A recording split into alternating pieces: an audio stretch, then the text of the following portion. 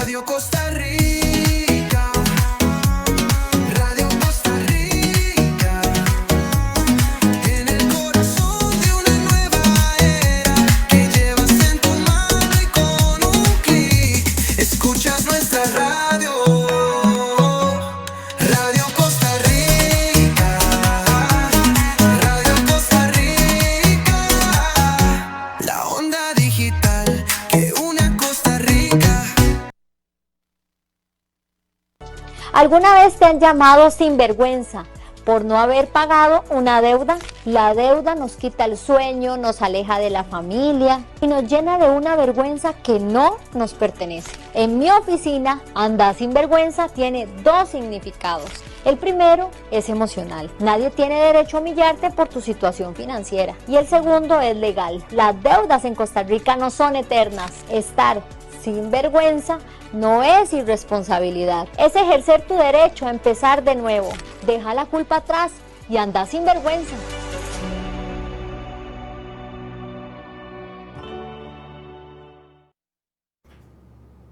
Bueno, un saludo para todos los que nos están viendo por Facebook Live y también los que están sintonizando la radio 930 AM, y hoy tenemos un invitado especial que es el licenciado Mario Navarro. Aparte de ser abogado y notario, es profesor académico, pero también es máster en Derecho Laboral. Y bueno, don Mario, ¿cómo está? Gracias por acompañarnos. No, gracias a ustedes por la invitación. Qué bueno. Bueno, hoy vamos a ver un tema que se las trae porque es un tema que tanto le sirve como para muchas empresas, como patronos, pero también para aquellos trabajadores que quieren conocer sus derechos. Y bueno, hoy es un tema que definitivamente es laboral, y para los que quieren hacer consultas pueden hacerlo en la plataforma de Facebook Live o también en el 7215-6212. Y bueno, para empezar con la primera pregunta, vamos a ver, licenciado, ese es un tema que, bueno, es un tema que lo ven muchas empresas del lado corporativo, pero como se lo mencioné, también es importante para muchos trabajadores que a veces no tienen como ese resguardo o ese conocimiento, porque a la hora de todas estas interrogantes los patronos pueden acudir a sus abogados, pero empezando con la terminología de las potestades patronales y demás, ¿usted nos podría explicar el concepto de ius variandi en un tema laboral? Sí. ¿Dónde cabería? Claro. Bueno, hay muchísimos ejemplos, pero hay 5 casos específicos donde se dan estos cambios.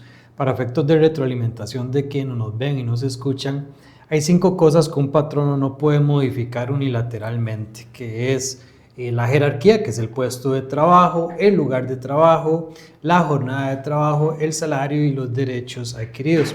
Eso implica que un patrono tiene que buscar ciertos mecanismos para la modificación de esto. Si lo hace unilateralmente, es decir, como una imposición patronal, ahí es cuando hablamos del famoso ius variandi abusivo, que es básicamente un cambio en detrimento de una condición laboral previamente pactada con la persona trabajadora.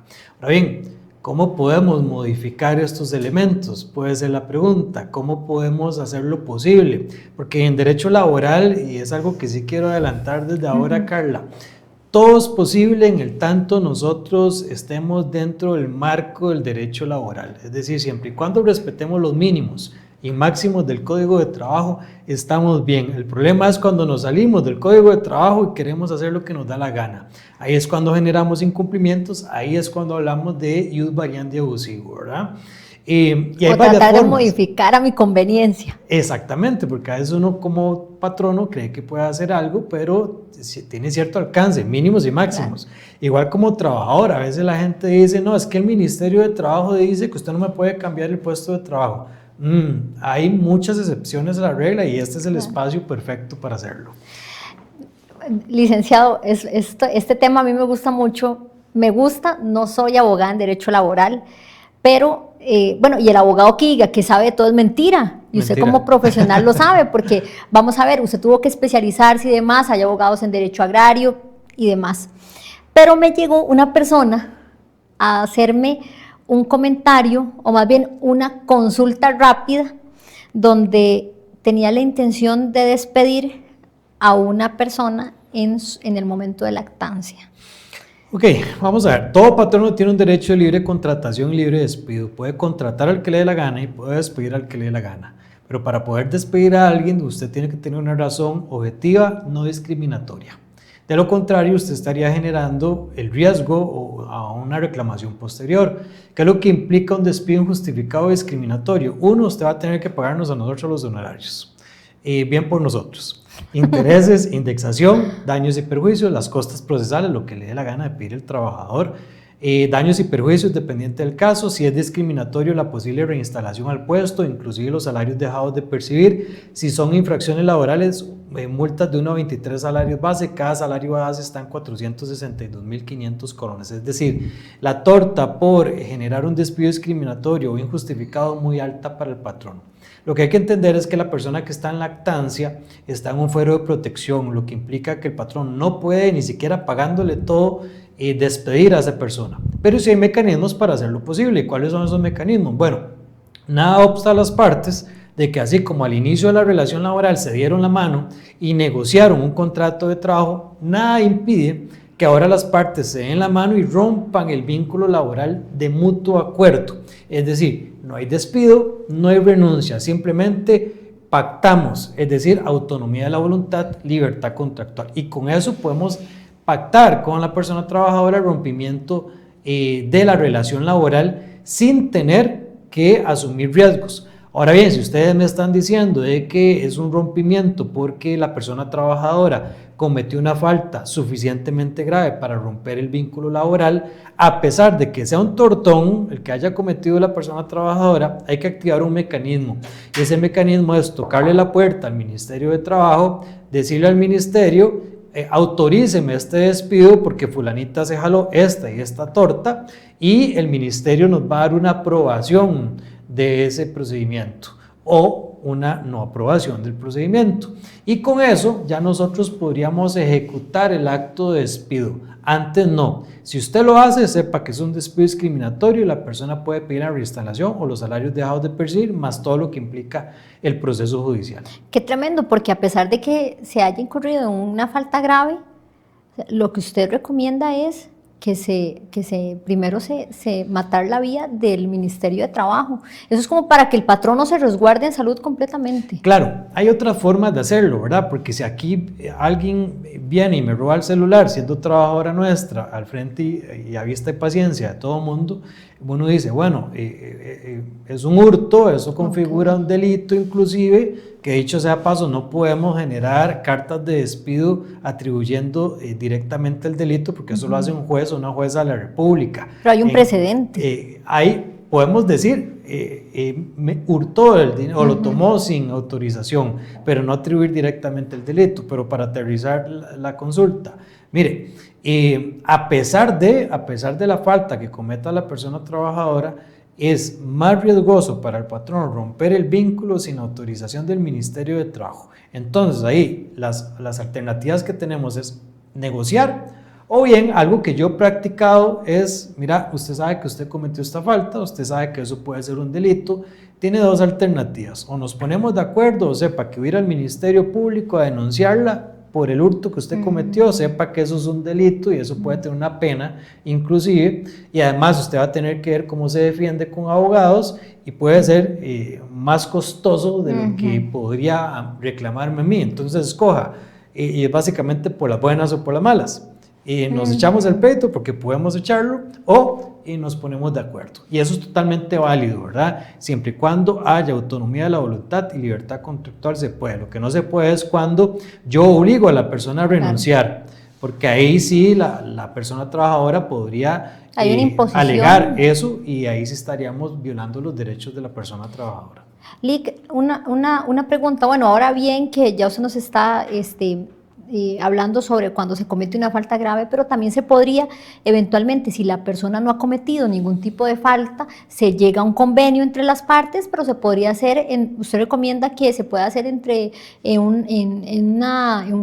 en RAC, que se puede hacer ahí. Sí, vean, la mayoría de las terminaciones usted las puede hacer finiquitando la relación, un finiquito común o solamente entregando la carta, ¿verdad?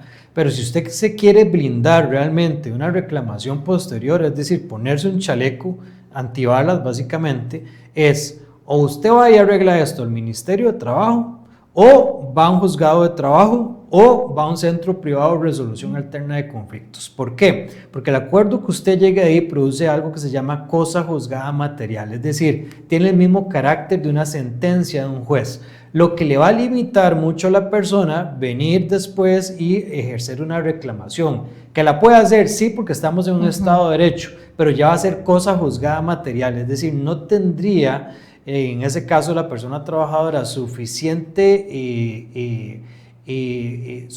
material para ejercer un proceso judicial. Posiblemente un juez lo que diga o debería decir es, ya esto está juzgado, ya yo no lo entro a ver.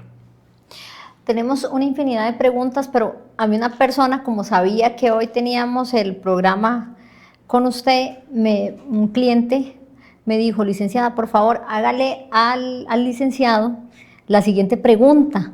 ¿Qué sería de acuerdo a una empleada doméstica?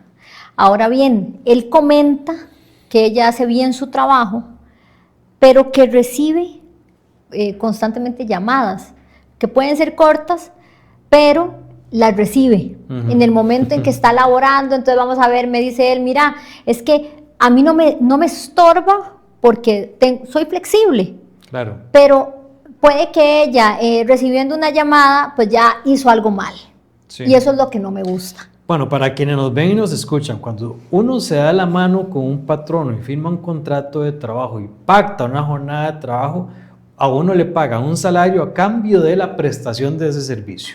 Si usted no está prestando ese servicio porque llega tarde, se ausenta o abandona, como es el caso que nos explica el señor, uno puede sancionar el incumplimiento y, ojo, a la vez dejar de pagar el tiempo que el trabajador no presta el servicio. ¿Qué es lo que yo sugiero en la práctica? Empecemos tal vez no volando serrucho, ¿verdad? De primero, sino tal vez poniéndonos de acuerdo, envíele un comunicado o un mensajito, un WhatsApp por lo menos, recordá que vos pactaste una jornada conmigo, he visto que esto ha venido sucediendo, en adelante no lo voy a seguir tolerando. Si a pesar de eso la persona insiste o reitera su conducta, ahí es donde usted puede iniciar algo que se llama proceso disciplinario escalonado. Primer incumplimiento, una amonestación. Ante su reiteración, un último llamado al cambio. Yo le llamo ultimátum porque el trabajador entiende que es la última vez y si ahí no modificó su conducta es porque ya es un trabajador problemático. Y en una tercera falta, ahí sí usted puede romper la relación laboral. Es decir, eso es como un partido de fútbol. Usted lo que necesita son 2 tarjetas amarillas para que en la tercera usted pueda expulsar del partido de la persona. Un juez o una jueza lo que nos pide normalmente en la práctica, en un eventual litigio, son 2 cosas. 2 apercibimientos previos y un tiempo razonable para el cambio. Apercibimiento usted le puede llamar como usted quiera, es cuestión de semántica, usted le puede llamar amonestación, llamado de atención, amonestación final, ultimátum. A mí me gusta llamarle amonestación y ultimátum. Y a la tercera, el despido sin responsabilidad patronal. Sí, porque ya tuvo 2 avisos previos de los cuales tenía que poner atención a este llamado. Y bueno, nos vamos para un corte comercial y ya regresamos. Consultas, ya sea en Facebook Live o en el número de teléfono. Así que aprovechemos al licenciado, a aquellos patronos, empresas o también su persona, si está laborando como algún colaborador, pues aproveche y realice sus consultas.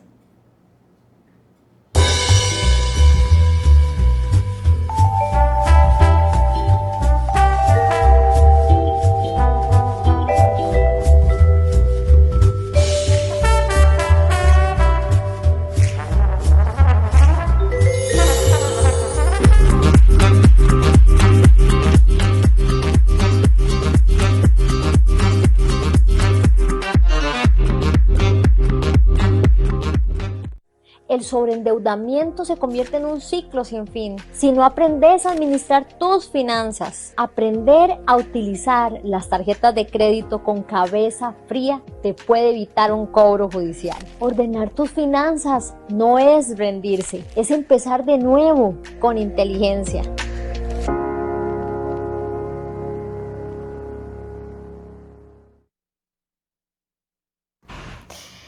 ¿Desea poner algún accesorio en su vehículo? Bueno, puede contar con autodecoración Yuba y va a tener un 20% de descuento en todos los accesorios, pero solo si vio el anuncio en Radio Costa Rica. Aproveche, mire los aritos, radios, dashcam. Si tiene alguna colisión, bueno, tenemos cómo demostrar la defensa con esa dashcam. Todo en 4x4. Aproveche un 20% en todos los accesorios. Me siento. Ya no me oigo. Ya, ahora sí. Bueno, hoy volvemos de nuevo con el licenciado máster en Derecho Laboral. Y bueno, conversando un poquito, Mario, con este tema, porque la verdad es que es un tema importante y que muchos se hacen esa interrogante. ¿Usted qué recomienda a los patronos? ¿Liquidar anualmente o liquidar ya cuando hay un rompimiento contractual, cuando se dice, bueno, rompamos la relación laboral? ¿Cuándo es recomendable? Bueno, eso es una excelente pregunta, principalmente para los patronos que nos ven y nos escuchan. Vamos a ver, es una liberalidad patronal si usted quiere liquidar año con año. ¿Cuál es la ventaja de eso? De que ya usted sabe que el rompimiento de esa relación, ya usted avanzó bastante con el pago de esa liquidación. Para la persona trabajadora es súper beneficioso porque usted no sabe si el día de mañana esa relación laboral va a terminar por una renuncia o por un despido sin responsabilidad. Y el hecho de que a usted le adelanten el preaviso y la cesantía, véalo como un beneficio porque usted no sabe si realmente le va a tocar en el futuro. Por si esa relación eventualmente termina con una renuncia o un despido, ya usted habría recibido cesantía y habría recibido preaviso. Siendo que el patrono, cuando se rompa realmente esa relación, no va a venir o no puede venir a cobrarle a usted posteriormente esos montos que adelantó. Entonces es un beneficio. Para el patrono, cada año va teniendo por lo menos administrativamente ya destinado el monto económico para la liquidación laboral y sabe que ante el rompimiento el costo va a ser sumamente bajo. Entonces sí, yo lo recomiendo usualmente, a veces es súper bueno y puede ser visto incluso como un beneficio económico para el trabajador. Lo que pasa y lo que también tiene que entender la gente trabajadora, porque hay empresas que lo hacen todos los años y la gente cree que eso es un derecho adquirido. No, eso es una mera liberalidad patronal. El patrono que quiera dejar de hacerlo lo puede hacer en cualquier momento y el trabajador no tiene posibilidad alguna de reclamar que eso es un derecho adquirido. Ahora aquí tengo una pregunta de una persona que me está hablando sobre los 8 años posteriores en cuanto a la liquidación. Bueno, eso es una súper pregunta porque en sector privado todo trabajador tiene hasta un máximo de 8 años de cesantía. Ese es el tope en el sector privado, lo que quiere decir que usted como máximo en el sector privado va a recibir 176 días de cesantía. El hecho de que a usted lo liquiden cada año quiere decir que aun y cuando usted supere los 8 años de antigüedad, usted va a seguir recibiendo la cesantía, es decir, se reinicia el ciclo y todos los años va a recibir 14 días de cesantía, lo que al final de cuentas seguramente va a superar los 176. Entonces véalo en efecto como un gran beneficio el hecho que ustedes lo liquiden anualmente.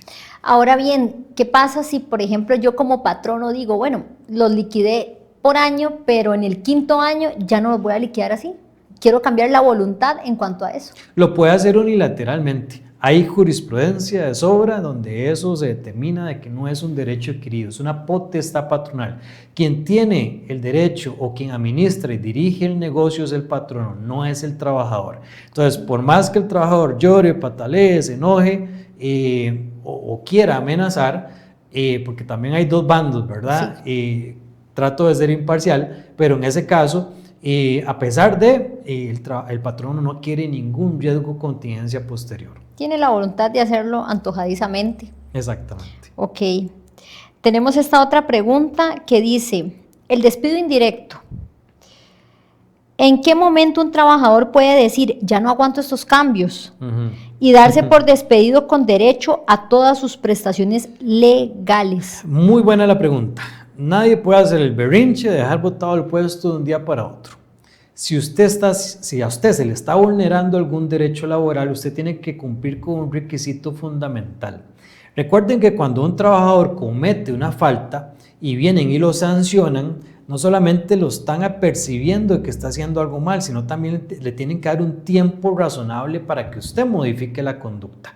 De igual manera funciona a la inversa. Cuando es el patrono quien está incumpliendo, usted tiene que apercibir a su patrono de que está incumpliendo derechos laborales. Y a ese patrono usted tiene que apercibirlo de que, de lo contrario, si no modifica aquello que está haciendo mal, usted va a renunciar con responsabilidad patronal.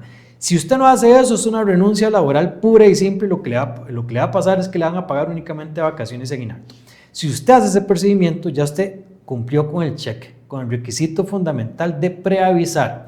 Si al término o ante el advenimiento del plazo que usted dio, que debería ser al menos un mes, yo sugiero, el patrono sigue incurriendo en aquella falta o en aquel vicio a los derechos laborales suyos, ahí sí usted presenta su carta de renuncia haciendo alusión a lo que usted ya advirtió y haciendo alusión de que el patrono sigue incurriendo en esos incumplimientos, y con eso ahora sí usted puede renunciar con responsabilidad patronal. Ahora bien, ¿qué sucede en la práctica? Miren, no todos los patronos, a pesar de que usted cumpla con ese procedimiento, automáticamente va a pagarle a usted la cesantía del preaviso. Seguramente eso va a tener que litigarse, pero el hecho de que tenga que litigarse es ahí la importancia de que usted haga ese procedimiento previo. Si usted no lo hace, sepa de que un juzgador o una juzgadora va a interpretar o va a analizar esto como una renuncia pura y simple. Si usted hace ese procedimiento, espere seguramente un buen resultado. Qué bueno estos tips, y vean que existe imparcialidad porque dimos tips tanto para patronos y ahora también como para personas. Hay un tema acá que sí quería hacerte la consulta, que también me lo preguntaron, es que me hicieron tantas preguntas que yo recopilé algunas, ¿verdad? Dice la disciplina laboral y el debido proceso. En el ejercicio de su poder disciplinario, ¿cuáles son los pasos básicos que debe seguir un patrono antes de aplicar una sanción o un despido sin responsabilidad patronal para no caer en una ilegalidad? Buenísima la pregunta. Yo lo explico de una forma tal vez un poco absurda, pero creo que es una forma muy fácil de entender. No lo mismo papas que chayotes. Una cosa son faltas graves y otras cosas son faltas leves. Cuando estamos hablando de faltas graves, el Código de Trabajo sí nos dice, hay una lista general que es del artículo 81 del 367, si la memoria no me falla, que nos dice qué es grave o qué puede ser grave, ¿sí? Cuando tenemos esa lista, ya hay algo sistematizado en el Código de Trabajo que nos faculta a nosotros como patronos determinar eso es grave y puedo romper el vínculo de una vez. El problema es cuando son faltas leves. Ustedes no van a encontrar nada en el Código de Trabajo que nos diga cómo se come eso. No hay nada sistematizado que nos diga qué es disciplina progresiva. Pero gracias a la jurisprudencia es que nosotros podemos armar una guía de cómo se puede abordar un procedimiento para romper el vínculo laboral por faltas leves. Y es ahí donde está el pero. Hay una serie de reglas que ustedes tienen que tener en mente siempre. Uno, sepa que hay una regla básica. Como mínimo tiene que percibir 2 veces. También tiene que haber un tiempo razonable para el cambio. Sorpresa, ni siquiera a nivel jurisprudencial se determina qué es un tiempo razonable para el cambio. Pero en la práctica lo que hemos determinado, lo que hemos visto es que nos habla de patrones. Es decir, usted lo que tiene que cumplir es con 2 cosas paralelamente. Sancione y a la vez dé un tiempo razonable para que el trabajador modifique su conducta. Un periodo de tiempo que yo les sugiero a ustedes es que den al menos un mes para que el trabajador modifique aquello que está haciendo mal. Si al término de ese periodo recurrió con su conducta, hay una reiteración. Y ahí es donde usted puede escalar el proceso disciplinario a un último llamado al cambio. Si al siguiente mes lo volvió a hacer, bueno, ya hay una reiteración, ya dimos tiempo y sancionamos, lo que puede generarle a usted la posibilidad de romper el vínculo laboral sin responsabilidad patronal.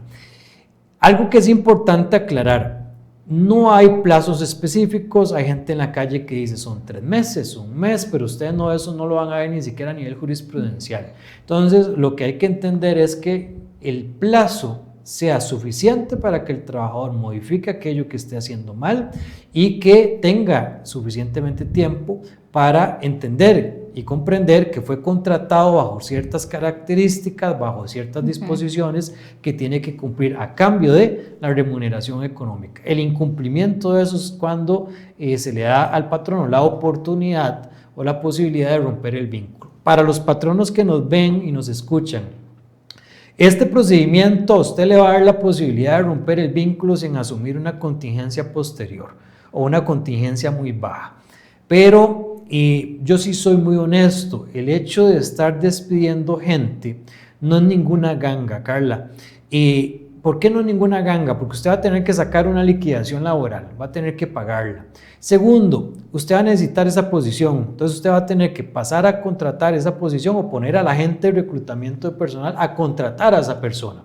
Esa persona que es contratada, bueno, la mano de Dios que nos salga buena, y ustedes saben, quienes nos ven y nos escuchan, que de 10 trabajadores a veces no tenemos mucha suerte, ¿verdad? Entonces a veces es un poco difícil tener una contratación buena. Y en el supuesto que sea una persona que llegue a satisfacer aquello que buscábamos, esa persona no nació aprendida, tiene que tener una curva de conocimiento, ¿sí? Y eso es tiempo y dinero para cualquier patrono. Es decir, el hecho que ustedes despidan gente a lo loco, lo que les va a generar es un gasto económico y de tiempo. Este proceso específico tiene como fin que el trabajador comprenda que está haciendo algo malo y que tiene que modificar su conducta. Entonces va en dos vías. Uno, que si el trabajador logra modificar aquello que estaba haciendo mal, bueno, logremos salvar a un trabajador que seguramente nos va a servir. Y si el mismo sistema nos permite que el trabajador que no entendió que estaba haciendo algo mal, lo expulse del partido, también tengamos seguridad plena de que el proceso que llevaríamos eventualmente, si esto escala un proceso judicial, posiblemente tenga un resultado favorable porque hicimos aquello que teníamos que hacer preventivamente para romper el vínculo sin asumir el riesgo. Y que si tenemos que ir a un proceso judicial, bueno, ya habríamos reconstruido prueba, ya tenemos certeza, prueba de que el trabajador sí cometió faltas suficientes para romper el vínculo. Qué buen tips. Yo tengo una pregunta mía, propiamente mía, porque les voy a decir por qué. Porque ahora usted sabe muy bien que hay patronos que no quieren verse como patronos.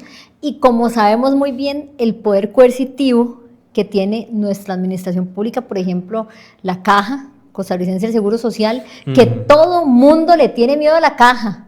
Y hay comercios que no venga un mae de la Caja, sí, digámoslo coloquialmente, porque quiere ver quién está trabajando, a ver si está asegurado, a ver si está pagando las cuotas que debe pagar y demás. Bueno, muchas personas, y vamos a ver, los abogados no sabemos de todo, pero tenemos bases. Y usted muy bien lo sabe, que si tiene una jornada, es colaborador, o sea, ya hay una subordinación. Ahora, la pregunta es esta, es que se va a poner bueno.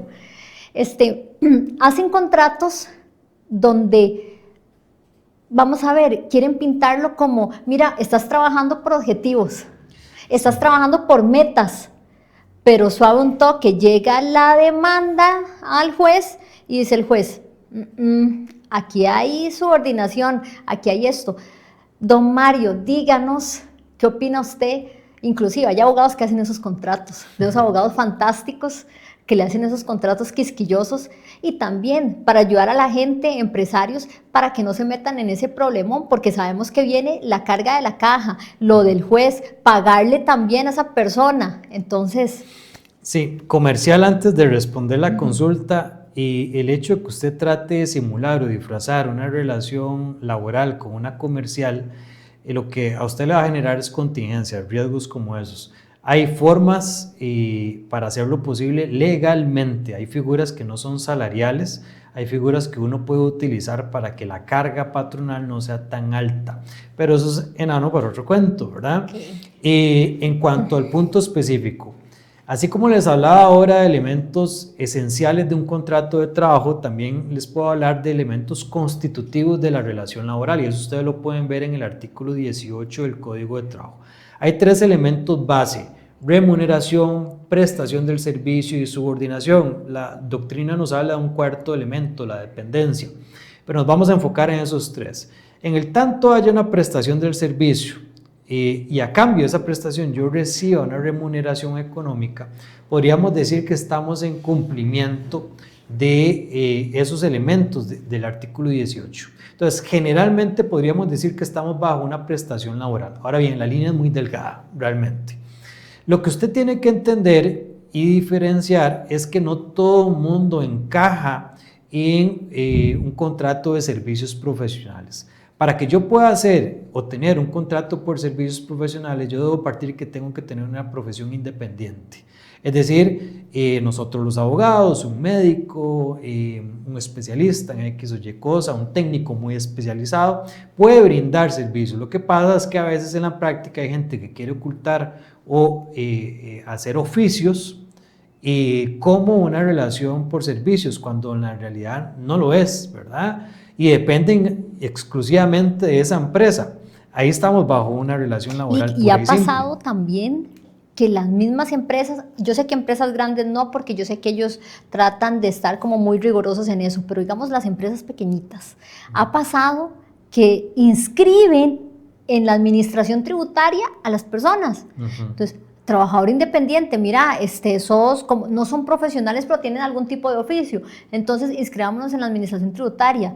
Vaya a la caja después de la administración tributaria y váyase como trabajador independiente. Pero resulta que tienen jornada y tienen un horario. Sí, vamos a ver, no importa lo que digan los papelitos, el papelito aguanta lo que le ponen. Si usted pone que es servicios profesionales y que está en tributación y en la caja y que paga su seguro de trabajador independiente, lo que sea, lo que importa es la primacía de la realidad, es decir, lo que se da realmente en el contexto de esa relación.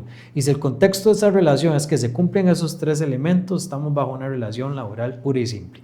Pero ¿cómo podemos hacer para que más bien eso no sea catalogado o que cometamos el error de que eso sea una relación laboral cuando tal vez no lo es?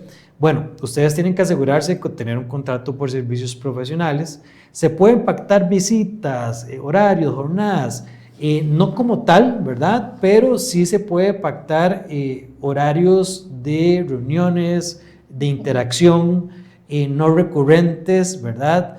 Y ahí es donde se da el tema de subordinación. Cuando ya yo empiezo a darle a usted directrices, cuando lo empiezo a regañar, cuando lo sanciono, inclusive ahora que estamos hablando de disciplina, usted está naturalizando una relación comercial a una laboral.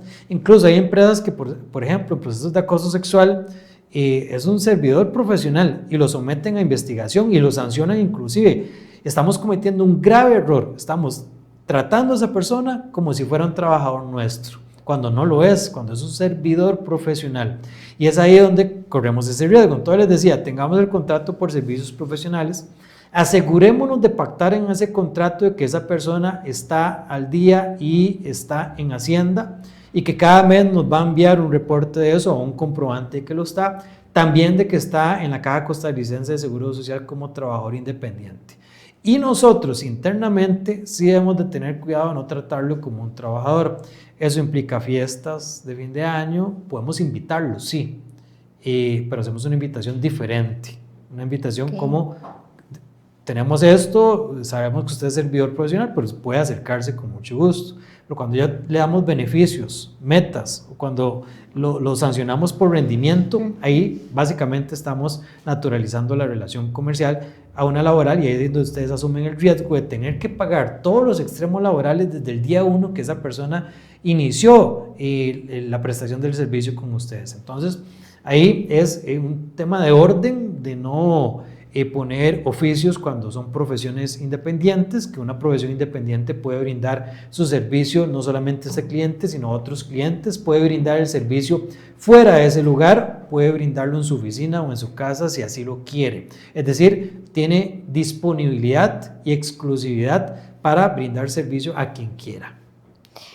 Inclusive aquí me están haciendo una pregunta sobre una relación, pero no, vamos a ver, es por servicios profesionales, pero el servicio al cliente no está trabajando en el lugar, trabaja remotamente y no recibe constantemente órdenes, pero sí tiene que cumplir ciertas disposiciones o ciertas instrucciones.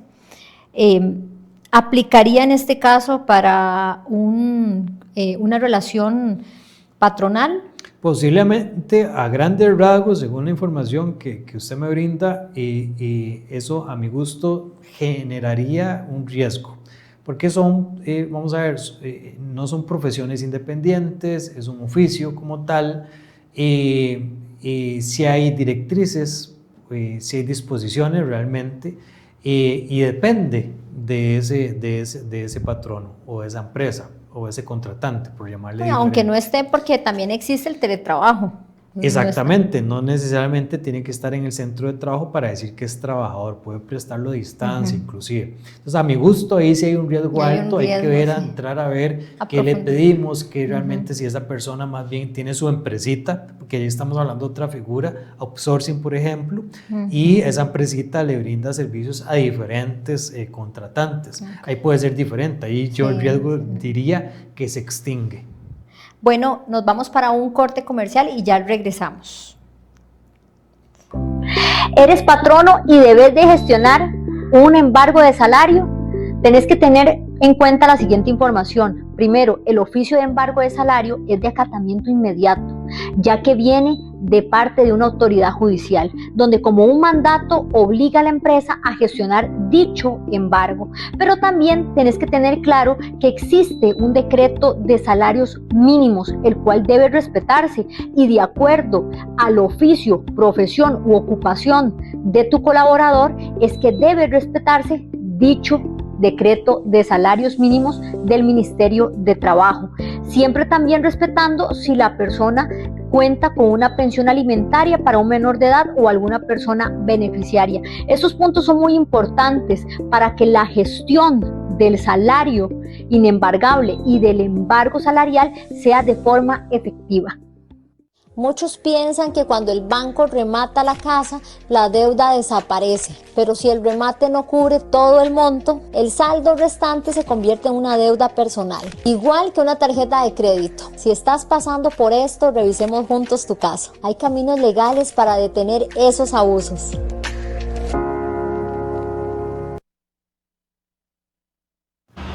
Aprovecha un 20% de descuento en todos los accesorios, pero tenés que decir que viste el anuncio en Radio Costa Rica. Puedes aprovechar no solo el radio, sino también puedes polarizar tu vehículo con polarizado de seguridad, evitar el antivandalismo, y también cuentan con todos los accesorios 4x4, desde alarmas hasta GPS, pero bueno, date la vuelta. Están ubicados del Centro Comercial del Sur, 200 metros norte, y el numerito en pantalla que sería el 8846-0027.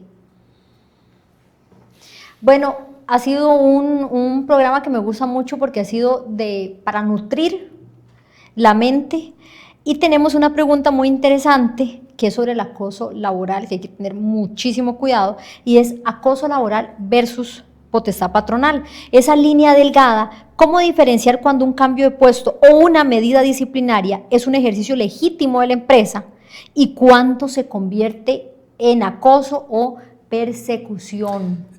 Muy buena pregunta, y tal vez aclaro desde ya. Yo sé que mucha gente ve redes sociales, ve contenido de colegas, incluso ve criterios, incluso del Ministerio de Trabajo, ¿verdad? Y la gente cree, bueno, es que como hace laboral es cierto, o como es el ministerio es cierto. Vean, en derecho, de los primeros cursos, usted recordará que nos enseñan algo que se llama pirámide de Kelsen.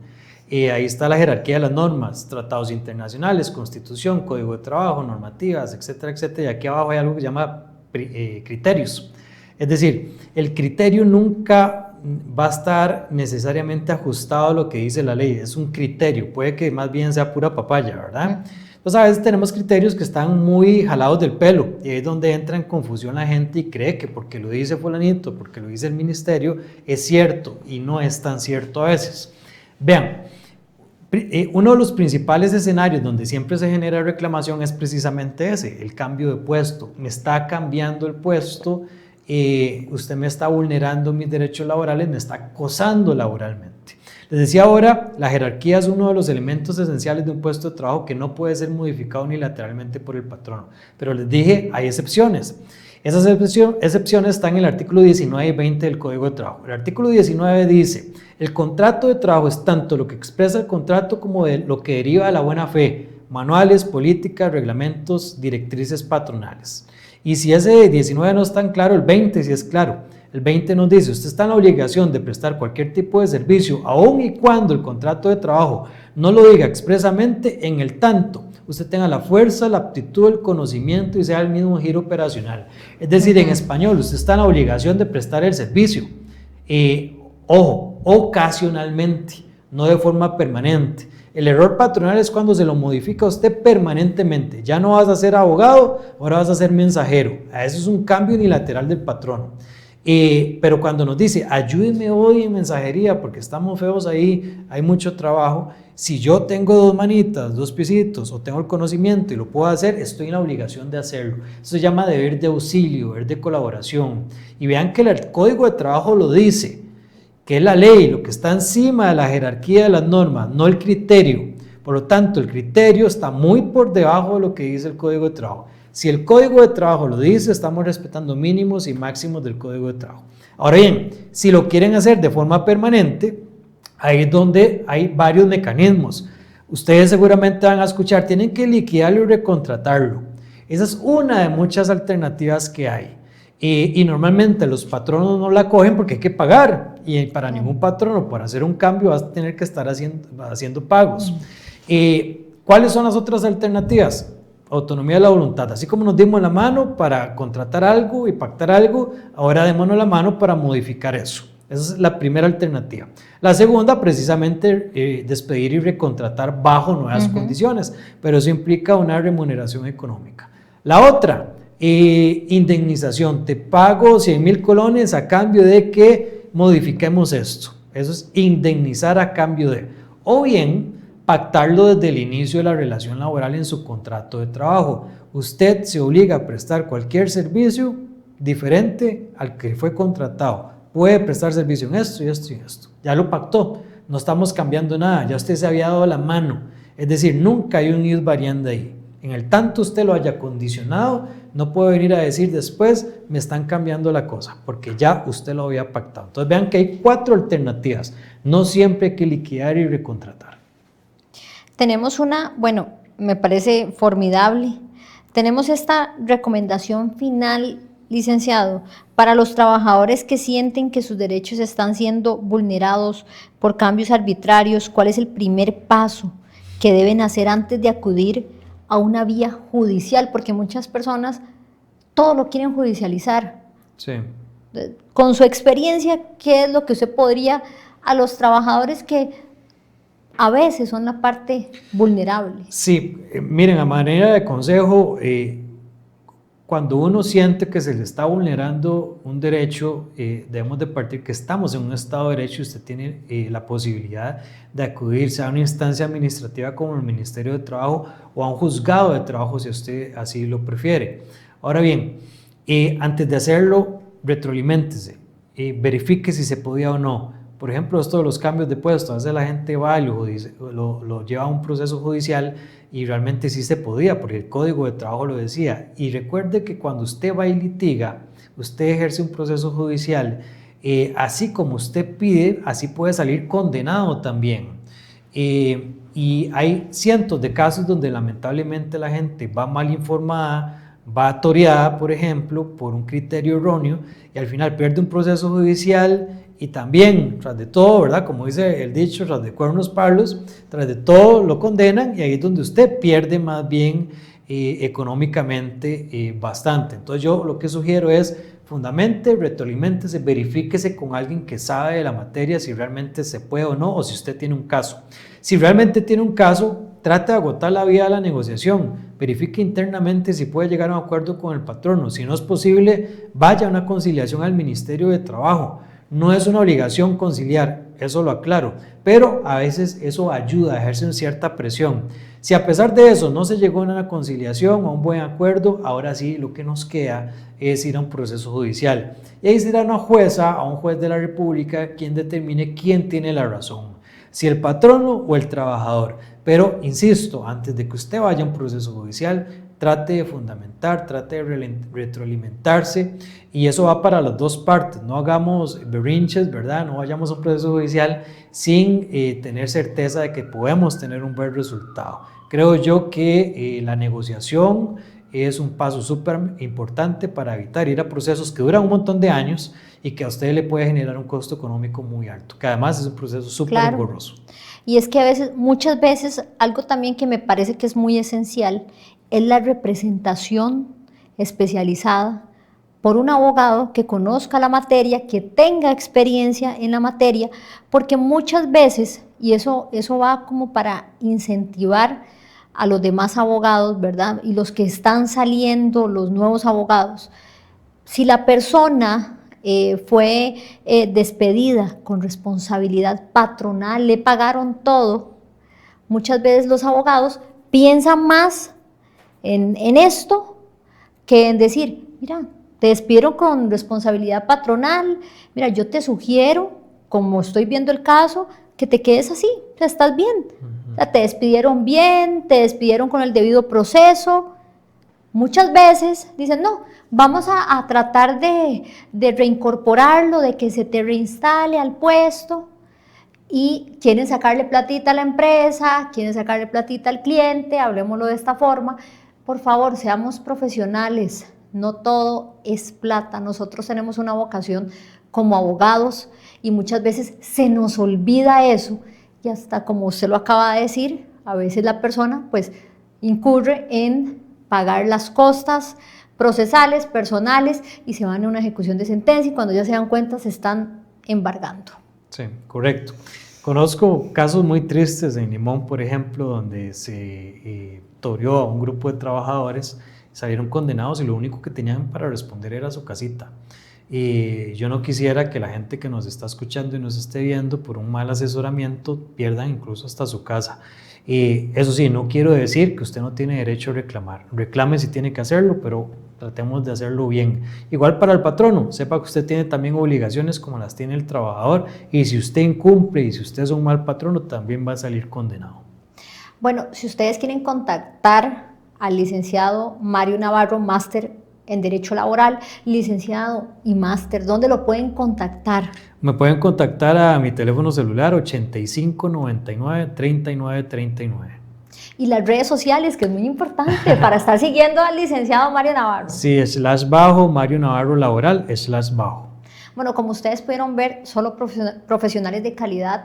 Sigan al licenciado Mario, aquellas empresas, personas que son colaboradores de alguna empresa, para que puedan tener estos tips de profesionales altamente capacitados que le pueden ayudar, no más bien hundir, porque eso es lo más importante en el derecho, que busque un profesional que usted se sienta de confianza, transparente y justo. Y nos vemos la próxima semana, y ya sabes, anda sin vergüenza. ¿Alguna vez te han llamado sinvergüenza por no haber pagado una deuda? La deuda nos quita el sueño, nos aleja de la familia y nos llena de una vergüenza que no nos pertenece. En mi oficina, Anda sin vergüenza tiene dos significados. El primero es emocional. Nadie tiene derecho a humillarte por tu situación financiera. Y el segundo es legal. Las deudas en Costa Rica no son eternas. Estar sin vergüenza no es irresponsabilidad, es ejercer tu derecho a empezar de nuevo. Deja la culpa atrás y anda sin vergüenza.